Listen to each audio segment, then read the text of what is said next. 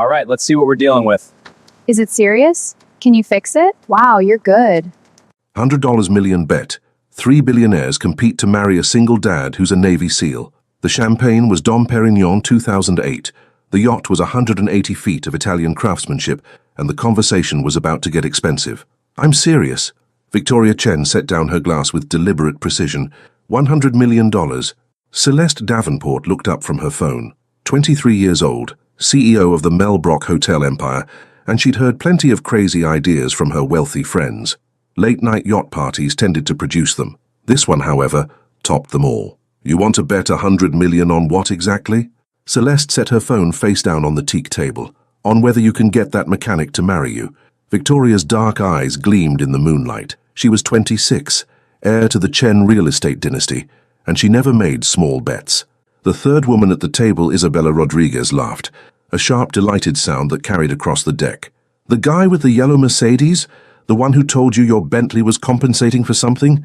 Victoria grinned, clearly still amused by the memory. That's the one, Ryan Walker, ex-military, current mystery. Works as a janitor at your hotel during the day, fixes cars at night and drives that ancient Mercedes like it's a Bugatti. He's not ex-military, Isabella corrected. She'd done her research, as always. He's active duty, Navy SEAL, some kind of rotation program, 6 months stateside, then deployment. Celeste felt something flicker in her chest. She'd seen Ryan Walker around the hotel for 3 months now. Hard to miss him. 6 feet of quiet competence, always polite, never impressed. And yes, that yellow Mercedes was impossible to ignore. But more than that, there was something in the way he moved, purposeful, economical. Like every action had been calculated and perfected through repetition. She'd watched him clean a spill in the lobby once. Smooth, efficient, not a wasted motion. Later, she'd learned that was how SEALs were trained. Everything deliberate, everything controlled, and he'd never once looked at her the way men usually did. No double takes, no lingering glances, no subtle attempts to get her attention. He saw her, acknowledged her with professional courtesy, and moved on. It was refreshing and infuriating. You're insane, Celeste said, reaching for her champagne. All of you. Am I? Victoria leaned forward, bracelets clinking softly against the table. Her family owned half of Hong Kong's skyline. She'd turned down 3 marriage proposals from billionaires before her 25th birthday. You inherit a hotel at 21. Everyone says you're lucky. Silver spoon, they whisper. Married for money, they gossip. I say you're smart, prove it. The words stung because they were true.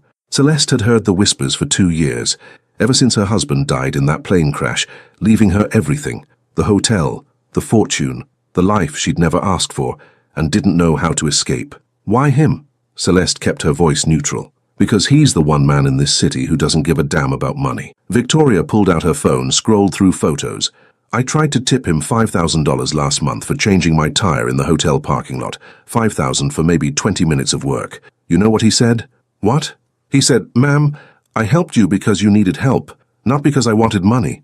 Then he walked away. Isabella topped off her wine, a Chateau Margaux that cost more than most people made in a month. She was 29, ran 3 tech companies, and had a reputation for being ruthlessly perceptive. I saw him turn down a $20,000 tip last week. Some hedge fund manager wanted him to detail his Lamborghini, offered 20 grand cash. Ryan looked at the money, looked at the guy and said no thank you. He said no to 20 grand? Celeste couldn't hide her surprise. Who does that? Someone who can't be bought, Isabella said softly. That's who. Victoria swiped to a photo. Ryan Walker, grease-stained hands bent over that yellow Mercedes. 30 years old. Strong jaw, calm eyes, completely absorbed in his work. Sleeves rolled up, showing forearms marked with scars.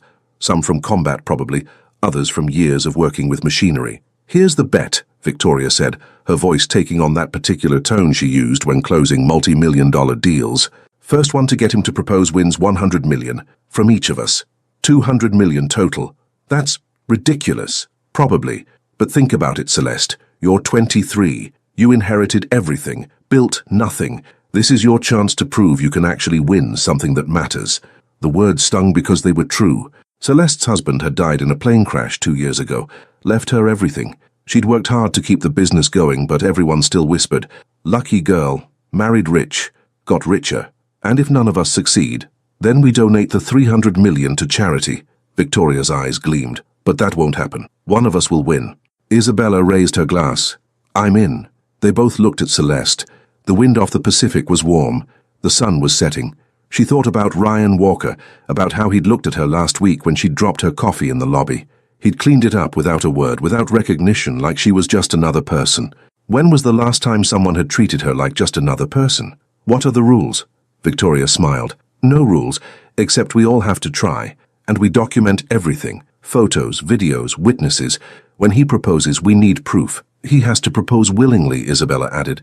No blackmail, no coercion, no paying him. It has to be real. Real. Celeste almost laughed. Nothing in her life had been real since she was 21. Fine, I'm in. They clinked glasses.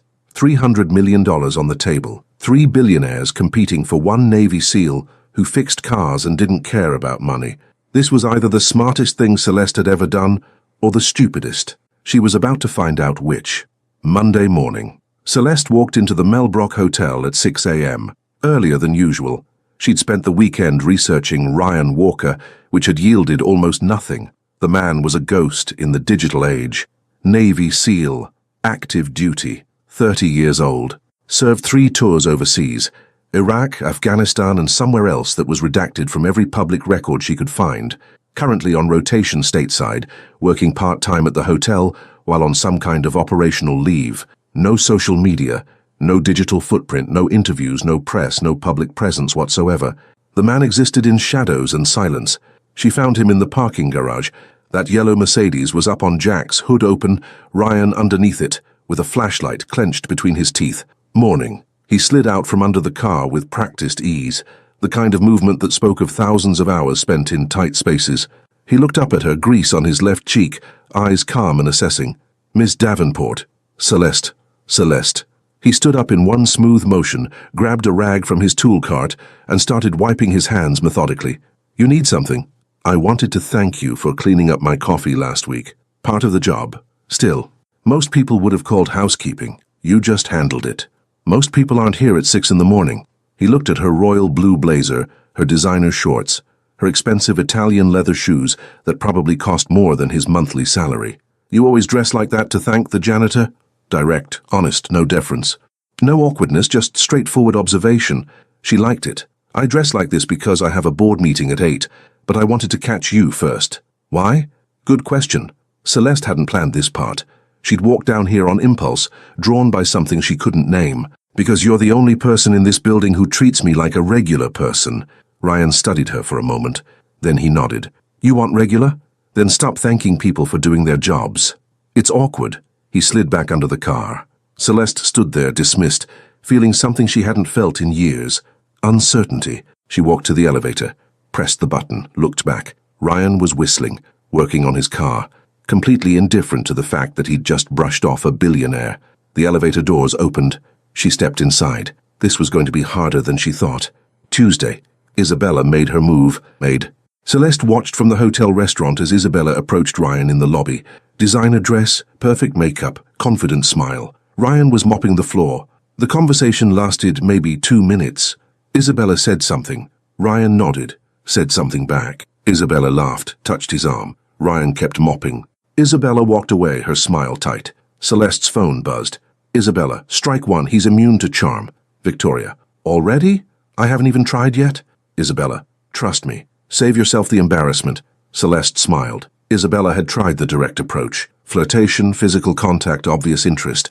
Ryan Walker had just kept mopping. She needed a different strategy. Wednesday, Victoria's turn. Celeste was in her office when she got the text. Victoria, watch the parking lot. 2 p.m. She looked out her window. Victoria was walking toward the garage, carrying something. 10 minutes later, Victoria emerged, empty-handed, scowling. Victoria, he said no. Celeste, to what? Victoria, I offered to buy him a new car, top of the line, whatever he wanted. Said that Mercedes was a piece of junk and he deserved better. Isabella, and? Victoria, he said his car wasn't junk. It was history. Then he asked me to leave so he could work. Celeste read the message twice. History. What did that mean? Her phone rang. Victoria. He embarrassed me, Victoria said immediately, in front of his car, like I'd insulted his child. Maybe you did. It's a car, Celeste. A terrible car. To him, it's more than that. Silence. Then Victoria laughed. You're already figuring him out, aren't you? Maybe. Good, because Isabella and I just lost round one. Your turn. Celeste hung up, looked out at the parking garage. Ryan Walker wasn't impressed by money or charm or beauty. He'd turned down both without hesitation. So what did he want? Nothing, probably. And that was the problem. Thursday evening. Celeste waited until 7 p.m. Most of the staff had gone home. She walked to the parking garage in jeans and a simple t-shirt. No jewelry, no makeup, no billionaire CEO armor. Just her. Ryan was closing the hood of his Mercedes. He looked up when she approached. Ms. Davenport. Celeste.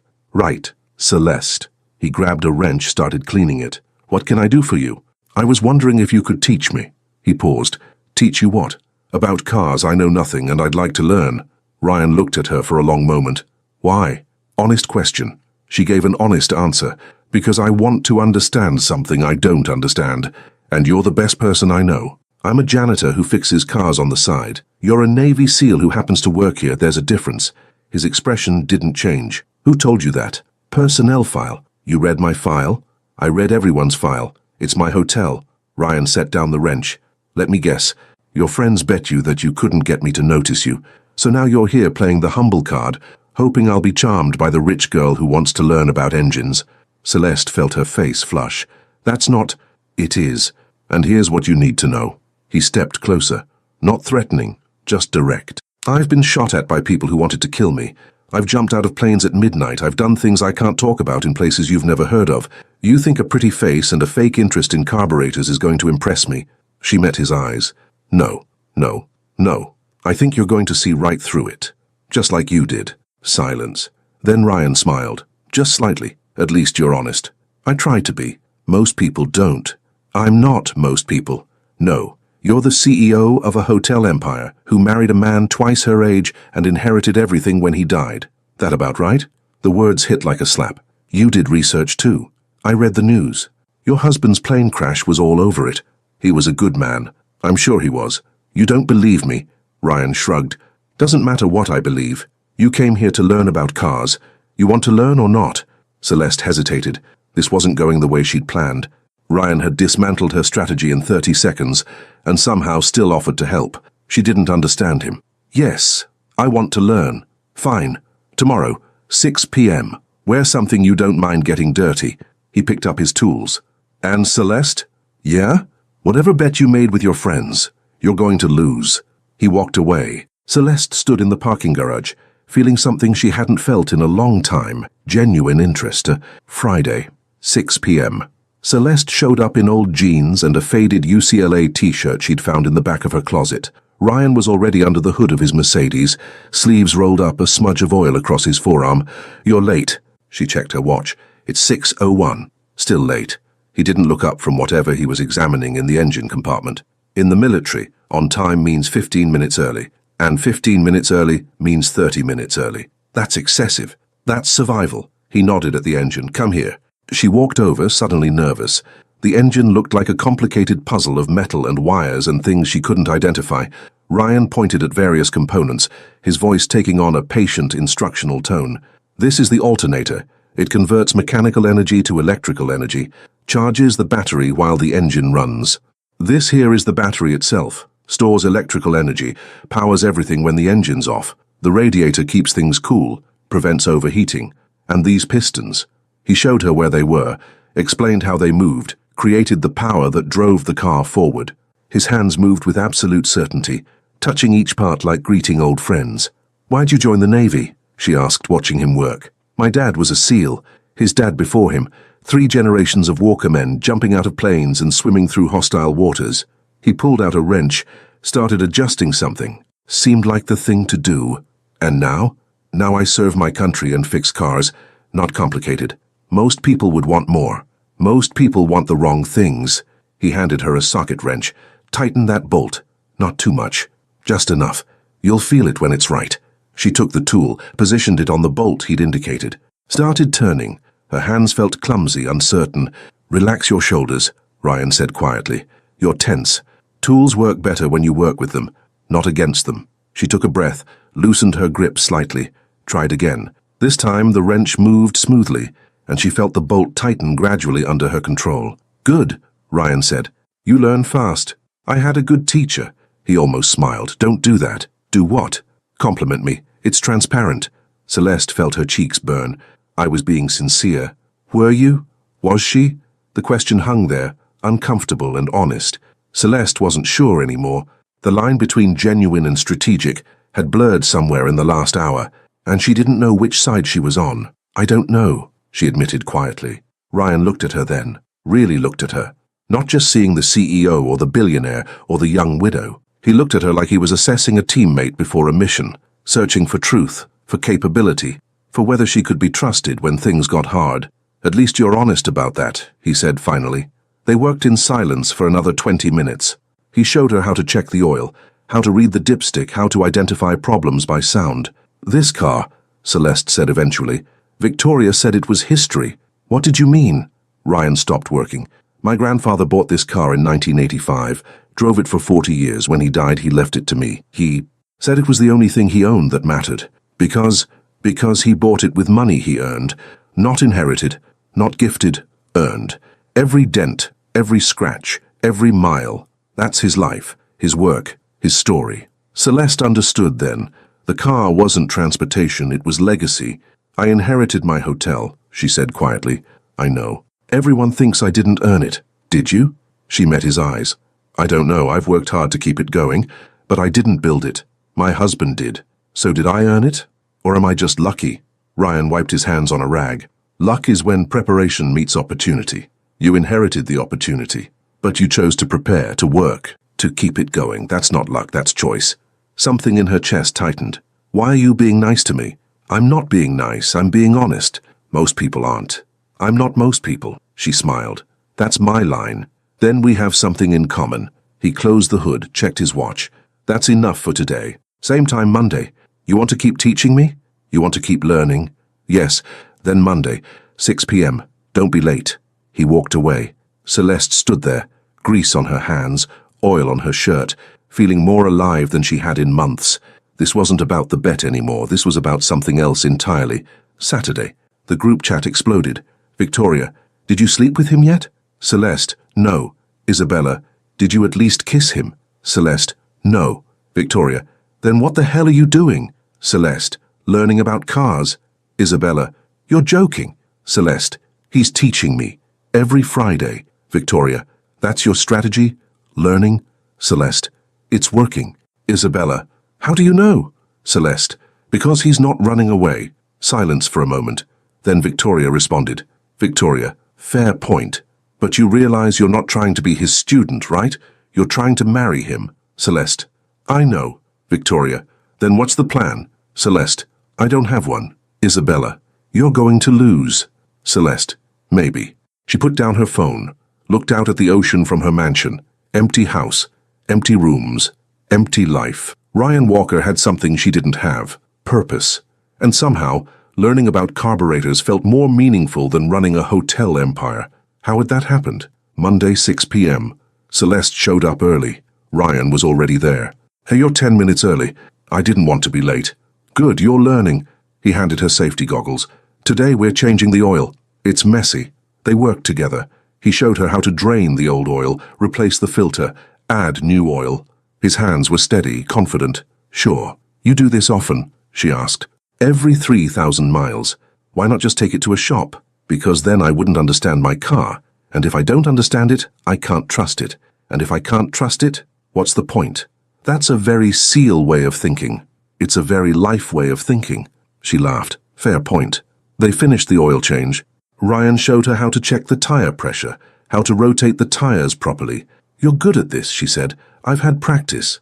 How long have you been fixing cars? Since I was 8. My grandfather taught me. Said a man who can't fix his own car can't fix his own life. Wise man. He was. Ryan looked at her. What about you? What did your family teach you? Celeste hesitated. How to smile at board meetings. How to negotiate contracts. How to look confident even when you're terrified. Useful skills. Are they? Depends what you want. What do you want? Ryan didn't answer right away. He cleaned his tools, put them back in his toolbox, took his time. Peace, he said finally. I've seen war, I've seen chaos, I've seen people kill each other over nothing. I want the opposite of that. I want quiet. I want simple. I want to fix cars and read books and not think about the next mission. Is that why you're still in the Navy, because you can't let go? His jaw tightened. That's a complicated question. I've got time. He looked at her for a long moment. I re-enlisted because I'm good at it, because my team needs me, because there are people out there who want to hurt this country, and I know how to stop them. But part of me wonders if I'm just running away from the quiet, running away from peace, from having to figure out who I am when I'm not a soldier. Celeste understood that more than he knew. I feel the same way. When I'm not the CEO, who am I? The widow? The lucky girl who inherited everything? I don't know. Then maybe we're both running. Maybe. They stood there in the parking garage, two people who'd spent their lives being defined by their circumstances, wondering if there was something more. Same time Wednesday? Ryan asked. Wednesday? Figured twice a week would help you learn faster. She smiled. Okay, Wednesday. He nodded, walked to his car, stopped, turned back. Celeste? Yeah? Whatever you and your friends are doing, this bet or game or whatever it is, stop. I'm not a prize, I'm a person, and I don't like being treated like a trophy. Her stomach dropped. How did you... I'm not stupid. 3 billionaires suddenly interested in a janitor. That's not coincidence, that's calculation. He opened his car door. Do you want to keep learning about cars? Fine, but be honest about why, otherwise don't come back. He drove away. Celeste stood there, feeling like she'd been punched in the chest. He knew. He'd known the whole time. And he'd called her out. She pulled out her phone. Celeste, he knows about the bet. Victoria. What? Isabella. How? Celeste.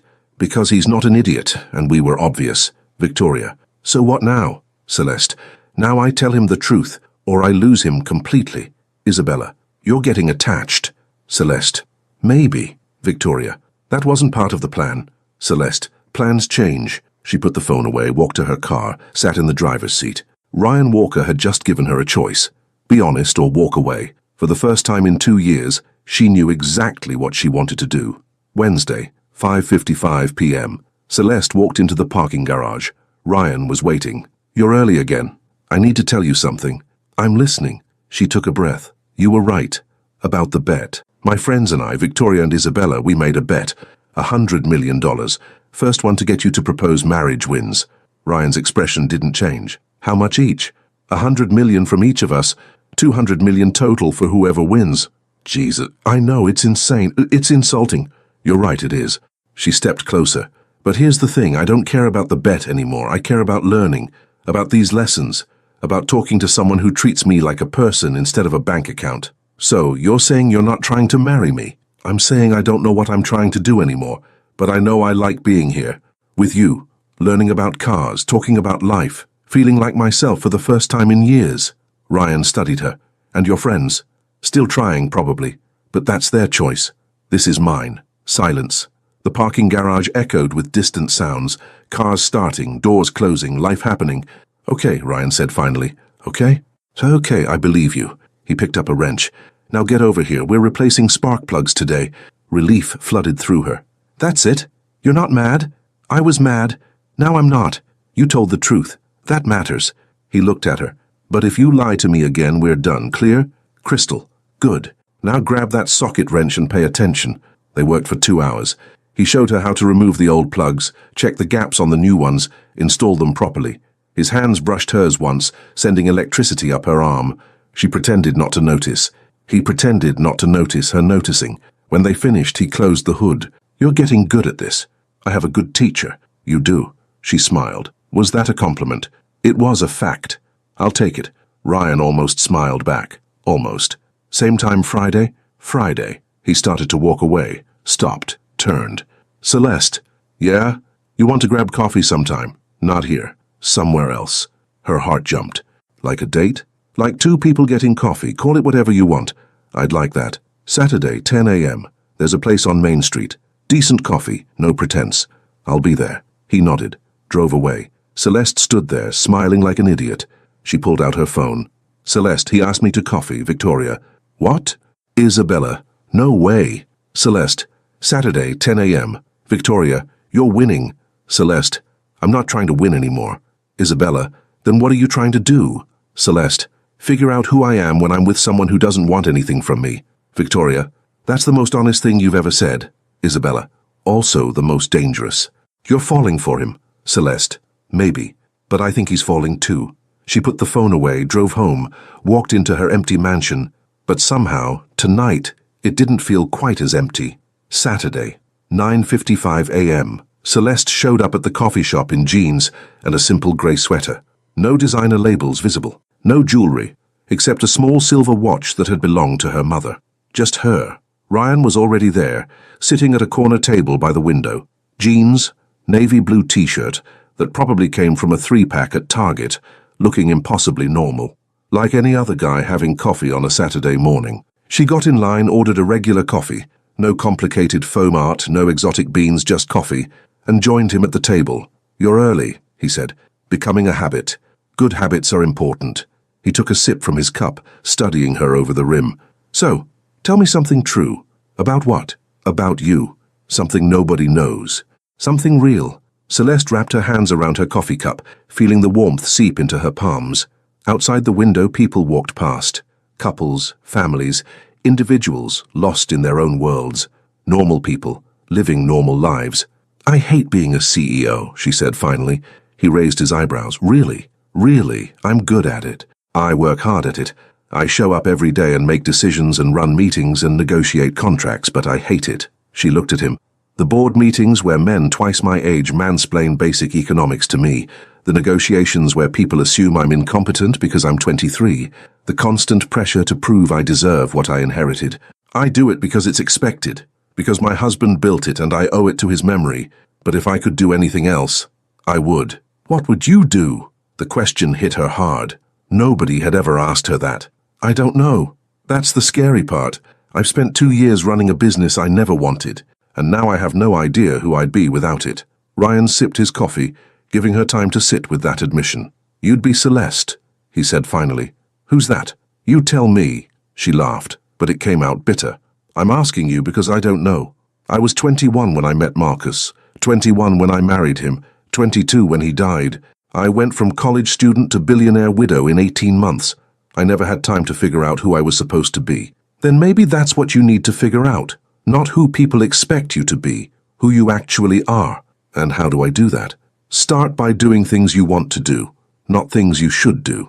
Not things that look good on paper or impress board members, things that make you feel alive, like learning about cars." "Like learning about cars." She smiled. "Your turn. Tell me something true." Ryan set down his cup, his expression shifting into something more guarded. "I'm terrified of leaving the Navy." "Why?"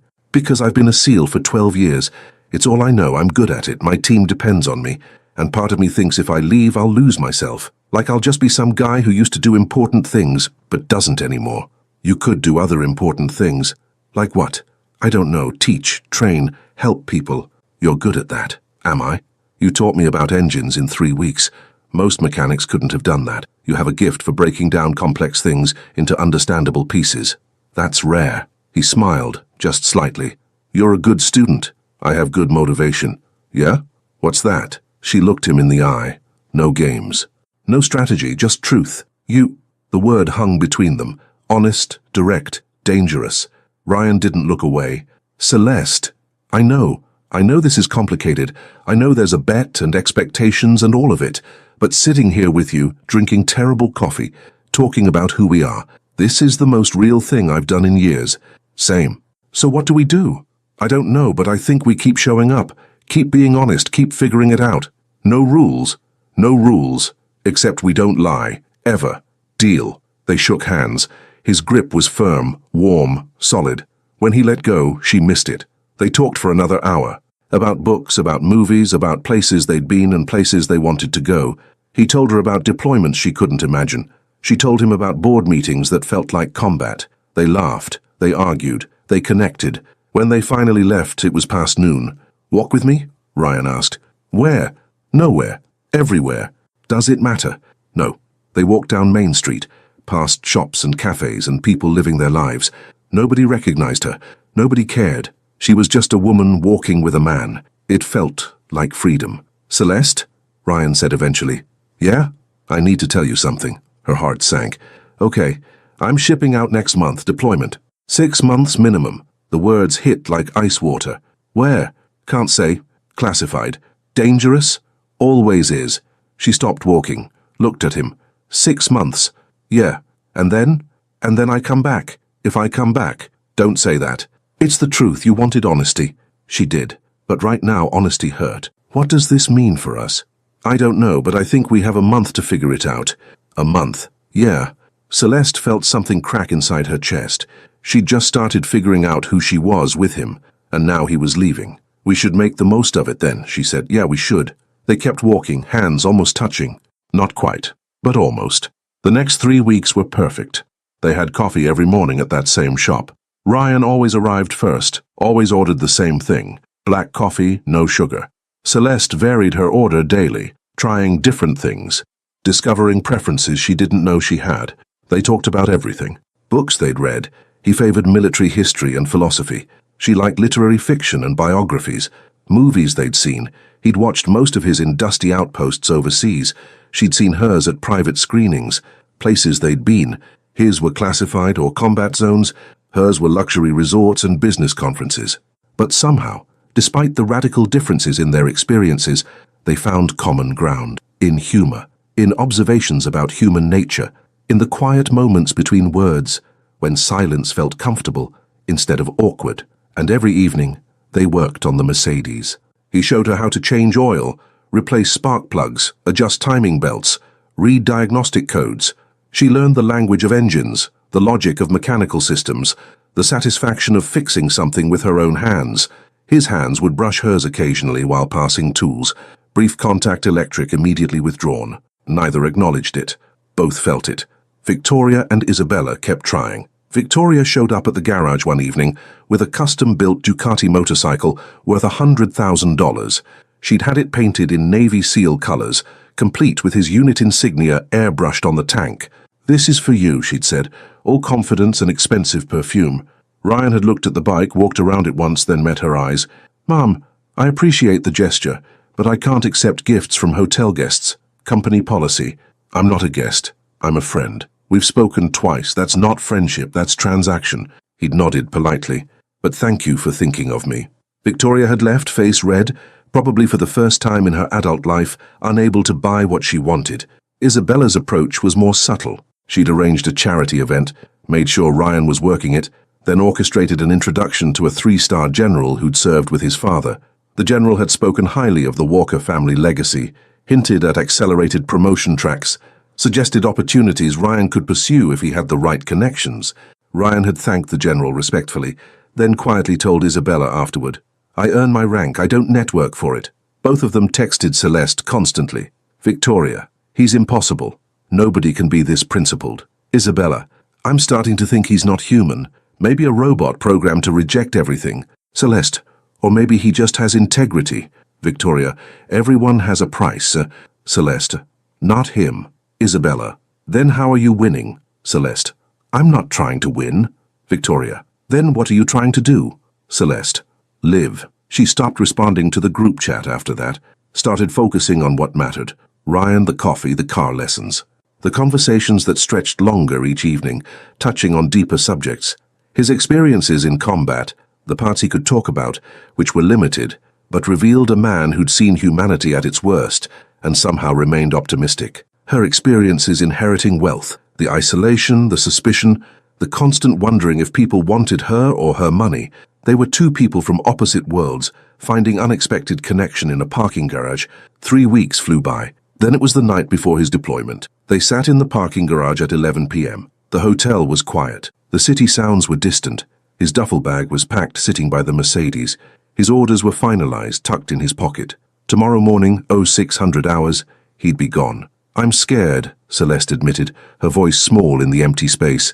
"Me too. Really? You've done this before, though. Doesn't make it easier." He looked at her, his expression open in a way she'd never seen. Every deployment there's a voice in your head asking if this is the one, if this is the mission where your luck runs out, if this is the last time you see home. You've always come back, though. So far, but statistics aren't kind to SEALs. We do things other people can't or won't do. That comes with risk. She felt her throat tighten. "Then why do you keep going back?" "Because someone has to, and I'm trained for it. And there are people out there, civilians who'll never know my name, who are alive because my team did our job. That matters. Even if it costs you?" "Especially then." He shifted, turned to face her more fully, "But this time feels different." "Why?" "Because this time I have something to come back to." His eyes held hers. Someone to come back to. Her throat closed completely. Ryan, I know. We've only known each other a month. This is crazy. My entire team would tell me I'm an idiot for getting emotionally invested before a deployment. All the manuals say, don't form new attachments within 90 days of wheels up. But sitting here with you feels more real than anything I've done in 12 years. So what do? We say goodbye and we hope I come back. And if you do, then we keep figuring this out. Together. She kissed him then. Soft at first. Testing. Questioning. He kissed her back, one hand coming up to cup her face with surprising gentleness. The kiss deepened, became something more. Not desperate, but honest. Real. A promise neither of them could guarantee but both wanted to make. When they pulled apart, his forehead rested against hers, his breath warm on her skin. 6 months, he whispered. I'll wait. You don't have to. I want to. She pulled back enough to see his face. I'm not playing anymore, Ryan. This isn't about a bet or money or winning. This is about you and me and whatever this is. And I'm all in. He smiled, genuine and warm and a little sad. All in? All in. Okay, then so am I. They sat there until midnight, talking about nothing and everything, about what she'd do while he was gone. Run the hotel, work on that Project Mustang she'd bought, maybe finally read all those books she'd been meaning to finish, about what he'd think about during the long hours between missions, her smile, that Mercedes, coffee on Main Street, home. At 0100 hours, he stood up. I have to go. Early morning, long flight. I know. I'll email when I can. Won't be often, and I can't tell you where I am or what I'm doing. I don't care where you are. I just care that you're safe. I'll do my best. He kissed her one more time, longer this time, deeper, like he was trying to memorize the taste, the feeling, the moment. When he pulled away, she saw something in his eyes she'd never seen before, something vulnerable and hopeful and terrified. Fear, hope, love. Come back to me, she said, her voice breaking slightly. I will. He walked to his car, threw his duffel in the back, started the engine. That familiar rumble filled the parking garage. She stood there as he drove away, tail lights disappearing around the corner, feeling like her heart had just deployed with him. She pulled out her phone, looked at the group chat. One message waited. Victoria. Update? Did he propose? Isabella. Tell us you won. She typed slowly, deliberately. Celeste. No, he didn't propose. Victoria. Then why are you smiling in your Instagram story? Celeste looked at her recent post. She'd shared it hours ago without thinking. A photo of the yellow Mercedes at sunset. Caption, learning what matters. Celeste, because I finally figured out what I want. Victoria, and what's that? Celeste, him, not the bet, not the money, just him. Isabella, you're dropping out. Celeste, I'm dropping out. Victoria, that's 200 million, Celeste. Celeste, I don't care. Silence. Then Victoria responded, her message surprising in its sincerity. Victoria, damn, you actually fell for him. Celeste, yeah, I did. Isabella, so what now? Celeste, now I wait. Victoria, for what? Celeste, for him to come home. She put the phone away, walked to her car, drove home through empty streets. Her mansion felt emptier than ever. Every room echoed. Every corner reminded her that she lived alone in a house designed for a family she'd never have. But somehow, knowing Ryan was out there, fighting for his country, fighting to come home, made the emptiness bearable. She'd wait 6 months. She'd wait 6 years if she had to. Because for the first time in her life, she'd found something worth waiting for. Someone worth waiting for. 3 months later, the email came at 2 a.m. from R. Walker, SEAL, Navy, Mill 2, C. Davenport, Melbrook, Com. Subject, still here. Celeste, can't say much. I'm safe. Thinking about you. About that Mercedes. About coffee on Main Street. Miss you. R. She read it 17 times. Then wrote back, to R. Walker, SEAL Navy, Mill from, C. Davenport Melbrook, Com. Subject, Re. Still here. Ryan, miss you too. Changed the oil in my car by myself yesterday. You'd be proud. Or horrified. Probably both. Hotel's good. Life's quiet. Counting days. Come home safe. See, she hit send, stared at the screen. 3 more months. She could do this. 6 months later. Deployment complete. No emails for the final 10 weeks. Celeste tried not to panic. Deployments went dark sometimes. She knew that. He'd warned her. But knowing didn't make it easier. Victoria and Isabella had both given up on the bet. Victoria was dating a tech CEO. Isabella had moved to London. The group chat was dead. Celeste worked, waited, learned more about cars. She bought a project car, a 1967 Mustang, spent her evenings in the garage, getting her hands dirty, remembering everything Ryan had taught her. The hotel practically ran itself. Her assistant handled the day-to-day. She showed up for board meetings, made decisions, kept things moving, but her heart was overseas, with a Navy SEAL she'd known for 1 month and loved for 6. Then her phone rang. Unknown number. "Hello? Miss Davenport?" "Yes?" "This is Commander Stevens, U.S. Navy. I'm calling about Petty Officer Ryan Walker." Her heart stopped. "Is he?" "He's alive, injured, but alive. He's being medevaced to San Diego, should arrive tomorrow." "How badly injured?" "I can't give details over the phone, but he asked me to call you, said you'd want to know." "I do. Thank you. He also said to tell you the Mercedes misses you." She laughed through tears. "Tell him I miss it too." "Will do, ma'am." The line went dead. Celeste sat in her office, shaking. He was alive, hurt, but alive. She grabbed her keys. Her assistant looked up, startled. "Where are you going?" "San Diego. Cancel everything." "For how long?" "As long as it takes." She drove to San Diego, 6 hours straight, no stops. The sun rose somewhere over the desert, but she barely noticed. All she could think about was him, alive, injured, waiting. When she walked into the Naval Medical Center at 8 a.m., a nurse directed her to the recovery wing, room 347. She stood outside the door for a moment, gathering courage. Behind that door was either the beginning of something or the end. Either way, she needed to know. She knocked softly. "Come in." His voice. Rougher than she remembered, but his voice. She opened the door. Ryan sat in the hospital bed, bandages wrapped around his shoulder and left arm, stitches healing on his face, dark circles under his eyes, pale skin, but his eyes were clear, alive, real. "Hey," he said. "Hey yourself." She couldn't move, couldn't breathe, just stood there in the doorway, drinking him in. He was real. He was here. He was alive. "You came." "Of course I came. You think I'd miss this?" "It's a 6-hour drive. I'd have driven 60. He smiled, winced slightly. "Hurts to smile." "Then don't smile, just rest." "Can't, you're here, that's worth smiling through pain." She crossed the room in 3 steps, took his right hand, the one without an IV line threading into it, held it like it was the most precious thing in the world, because right now it was. What happened? Classified. But the short version is I made a choice, saved my team, got a little banged up in the process. A little? 3 cracked ribs, dislocated shoulder, shrapnel wounds in my left arm, mild concussion, nothing permanent. Doc says 6 weeks recovery minimum. She sat carefully on the edge of his bed, mindful of his injuries.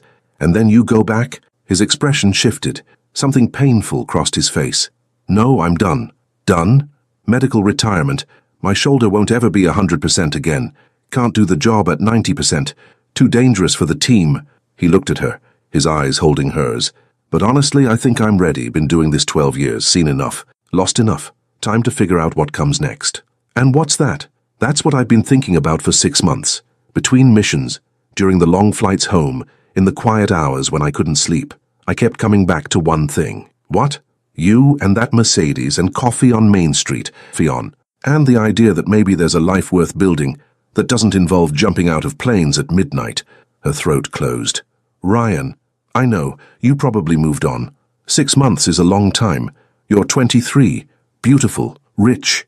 You could have anyone. I wouldn't blame you if—" "I don't want anyone, I want you." He studied her face, searching for truth. "You mean that? I've spent 6 months learning to rebuild engines, bought a Project Mustang, spent every evening in the garage getting my hands dirty because it made me feel close to you. I changed my own oil, replaced my own spark plugs, fixed my own timing belt, so yeah, I mean it. A Mustang, 1967, needs everything. I've replaced the transmission, rebuilt the carburetor, and I'm halfway through the electrical system. It's a disaster, but it's my disaster." He laughed, then winced, hand going to his ribs. "God, don't make me laugh. Ribs. Sorry. Don't be. I needed that." He squeezed her hand gently. "So what now? Now you recover, and we figure out what comes next. Together." "Together sounds good.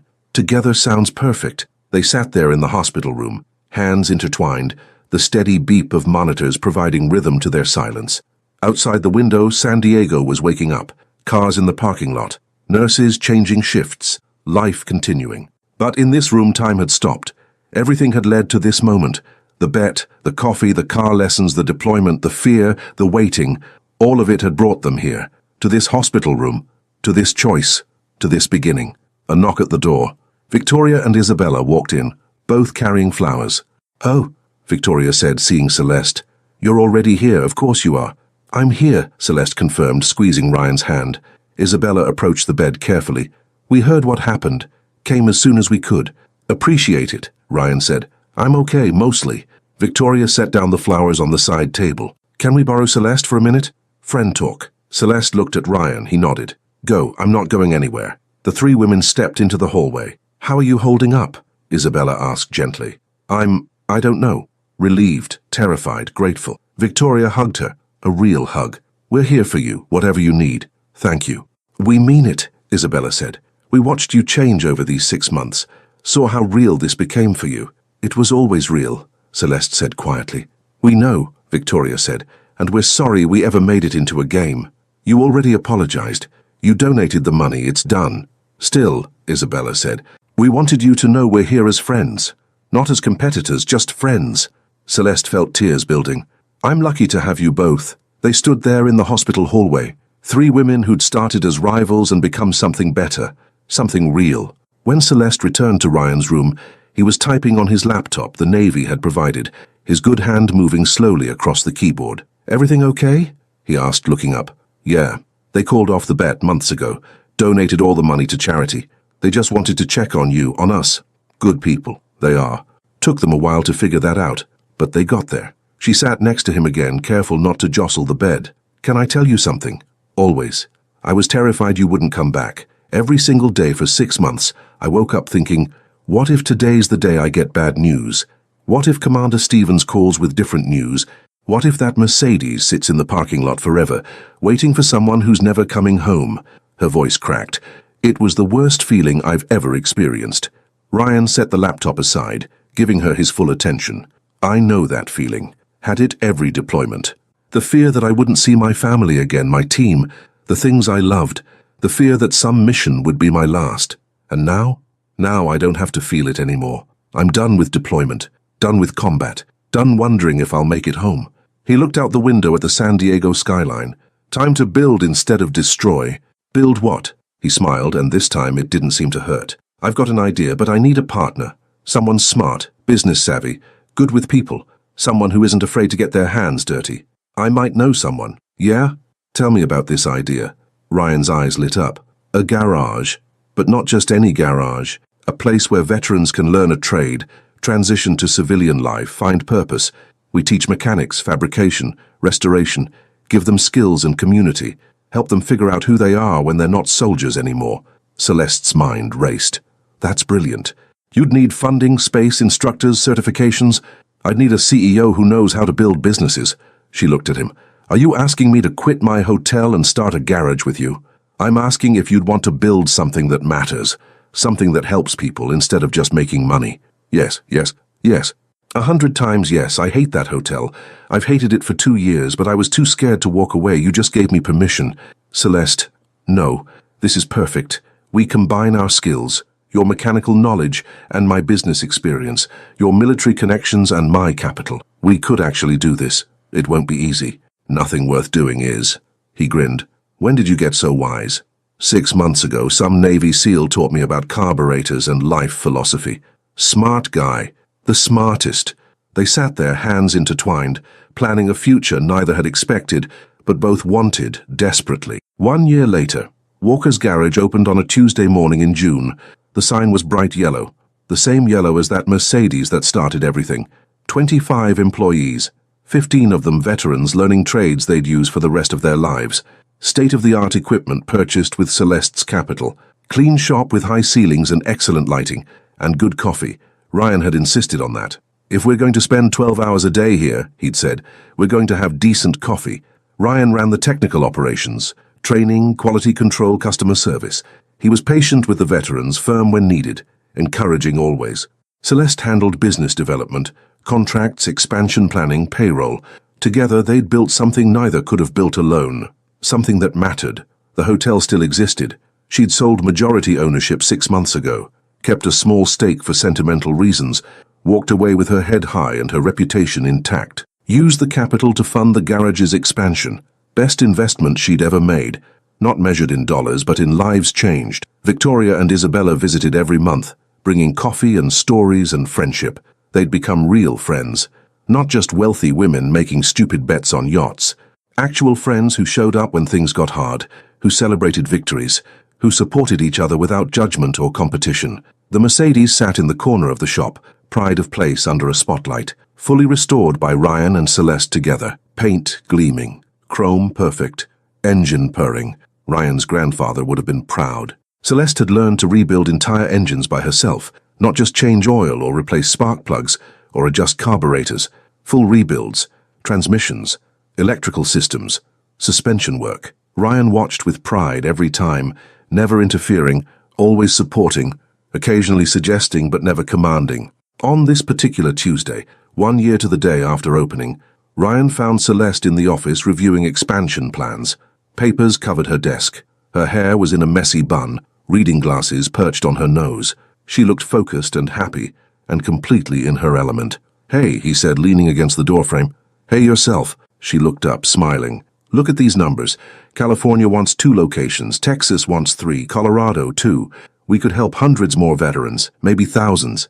Sounds expensive. It is, but I think we can do it. I've been running projections. If we secure the right funding, negotiate the right partnerships, we could expand to 10 locations within 3 years. We're a good team. The best team." She set down her pen, took off her glasses.